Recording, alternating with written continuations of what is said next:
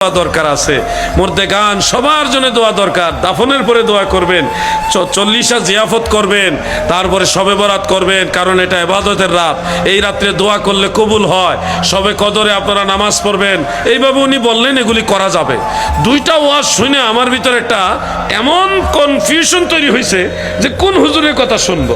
ওই হুজুর অনেক বড় হুজুর, যিনি বলছে করা যাবে না ওই হুজুর অনেক বড় হুজুর। আবার যে হুজুর বলছে যেগুলি করা যাবে উনিও আরো বড় হুজুর, উনি মুরব্বী।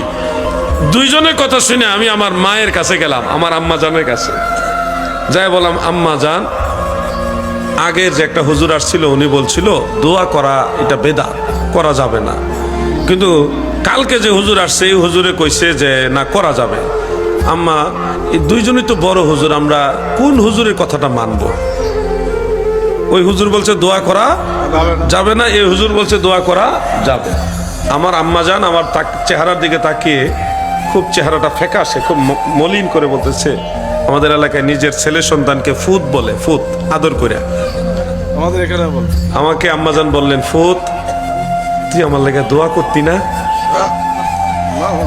আম্মা জান যখন এই কথাটা বললেন আমার জন্য দোয়া করবা না বাবা, তখন আমি বুঝলাম যে আমাকে কোন হুজুরের কথা মানতে হবে। যে হুজুর দোয়ার পক্ষে বলতেছে এই হুজুরের পক্ষে